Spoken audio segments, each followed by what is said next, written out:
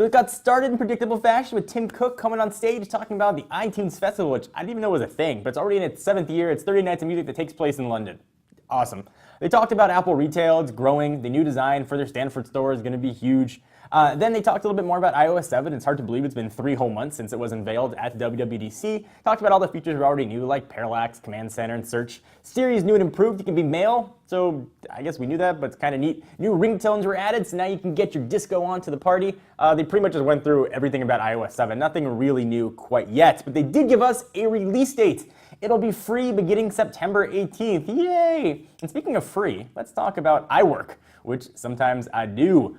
So all 5 iWork apps will be free on iOS for any new iPad, iPhone, or 5th generation iPod Touch. We don't know if you own a current generation, if you download it, if it'll be free, but we'll have that information very soon. But heck, free products.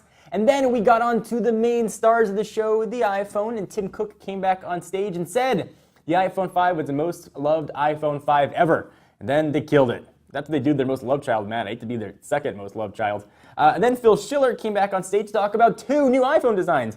Who knew? First up, predictably, is the iPhone 5C, and that is the official name. They even poked a little bit of fun at the leak, saying, and I quote, "A few of you may have seen some of these shots on the web, and that's cool." But you know they didn't think it was cool. They're all like, stupid leaking factories from China sending these cases out. Anyway, it's going to be available in green, yellow, blue, pink, and white. The design has no seams, part lines, or joints. Then they talked about cases for the iPhone 5, which actually look pretty neat. They were designed around the camera and flash while still allowing the device's color to shine through. The back looks like a Connect 4 board. So you can still see the device color and sort of contrast with other new cases, which are made of hard-coated polycarbonate, also plastic. Inside the iPhone 5C, they built it with an all-new construction method that uses reinforced steel structure. So spec time, what does the 5C have? It's got a 4-inch Retina display, integrated touch with full sRGB widescreen video, powered by the iPhone 5's, I guess now the 5C's A6 processor, 8-megapixel iSight camera with hybrid IR filter and 5-element lens. There is a new FaceTime HD camera that even takes better shots in low light. It's got a 1.9 micron pixel size, LTE, 802.11 ABGNN, no AC. But what about price? Blue, white, pink, yellow, and green, 16 gigs is going to be $99, and 32 gigs is going to be $199 with a 2-year deal. And those hot new cases, they are going to be $29. And for those of you that care about the environment, the iPhone is arsenic-free, mercury-free, and according to Apple, Android-free. Then they showed a video, and Johnny Ive, in his cool Johnny Ive accent, said, and I quote, "The iPhone 5 is beautifully, unapologetically plastic." Which I didn't know what that meant, which is kind of funny. Do they have like phones that are plastic that apologize? Next up, the iPhone 5S, which is kind of cool. They claimed it is the most forward-thinking iPhone ever, which kind of sucks for the iPhone 5C that got announced the same day. Colors, it's got new colors. It's going to be available in gold, silver, and space gray. But where things get different are what's under the hood, as usually the case with the S variants. Being powered by an A7 64-bit chip, the first of any kind. 64-bit is crazy. It's got over 1 billion transistors, which is twice as many as the A6. iOS 7 also has been updated to support 64-bit as well. So what does all the 64-bitness mean? It means essentially that CPU and graphics are now twice as fast. To get all technical on you, it runs OpenGL ES 3.0. And then it was demo time, and with the new iPhone, you know you're going to get epic games out there, and Donald Mustard took the stage and announced Infinity Blade 3, the completion of the trilogy. Until the next trilogy, I guess. But it does look predictably awesome. The graphics are absolutely gorgeous. It'll be available alongside the new iPhone 5S. And then Phil Schiller came back on stage, and he said the A7 has a surprise. It brought its buddy with it, the new M7, which is essentially a motion coprocessor. So it measures motion data continuously. Accelerometer, gyroscope, and compass support, does all that kind of stuff. So anytime your phone moves, this thing is working. What it's going to do, though, is enable a totally new generation of health and fitness app, like the just announced now Nike Plus Move. Yay!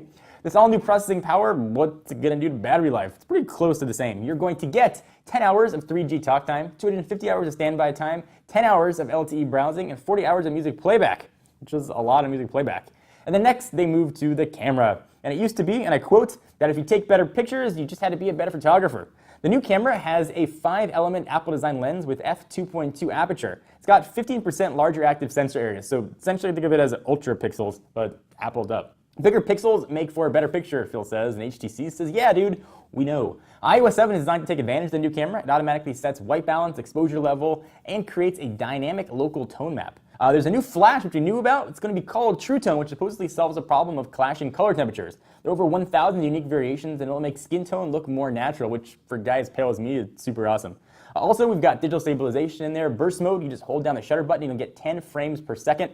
And thanks to the A7, the phone analyzes all those burst shots and presents which one it thinks is the best. We also have slow motion, 120 frames per second. It's capturing HD 720p video at 120 frames. You can go in and select which parts of the video you want normal speed and which parts you want in slow-mo, which you can do some pretty cool editing, I think, with that. All right, next, what about device protection? Before you had to put in a password. Well, Apple says that's so passé. What are they calling this crazy fingerprint scanner? It's called Touch ID, which is just Appleese for they're gonna scan what's on your hand.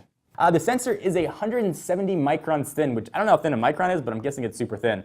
It's got a 500 ppi resolution. It scans sub-epidermal skin layers and a 360-degree readability. And coincidentally, I can see it through the lens, and your epidermis is showing. And it's built right into the home button. So essentially around it is a stainless steel detection ring, so it can detect that your finger is actually on the button, so you don't have to press it. So it's not an LED, just stainless steel ring.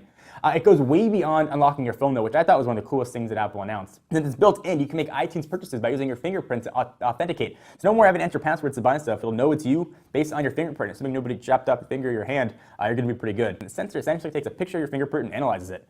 So all this hotness, what about pricing? Pricing stays the same. 16 gig, $199. 32 gigs, $299. Smackaroos, and 64. The Big Daddy's going to set you back $399. Also, there are cases, but not as cool as the 5C cases. But if you're interested, they're going to run you $39 each. The iPhone 4S is going to stay in the lineup in 8GB flavors for free. The 5C will be available for pre-order on September 13th, and the 5S and 5C will be available in stores on September 20th. It's going to launch first, at least, in US, Australia, Canada, China for the first time, France, Germany, and a few other countries all around the world, including Japan, Singapore, and the UK. The rest of the world, though, will come sometime in December. So a lot of awesome news and a lot of cool things that were included with the A7 processor and fingerprint scanning.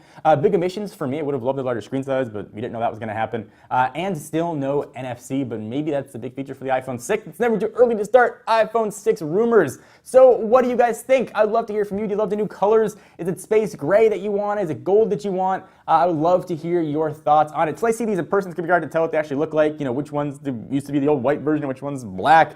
You know, which one's going to be, the crazy new gold. What the gold color is going to look like. Is it bright gold, like, wrapper style? Is it champagne? Is it more of an off yellow? Don't know yet, but we'll know very, very soon. Leave all your comments right down below. I want to hear what you guys are excited about. Which color 5C are you going to get? Which color case you're going to get? I want to hear from you. And of course, stay tuned to Techno Buffalo for all the latest and greatest coverage on the 5S and 5C. I'm John Renter from Techno Buffalo. Hope you guys enjoyed.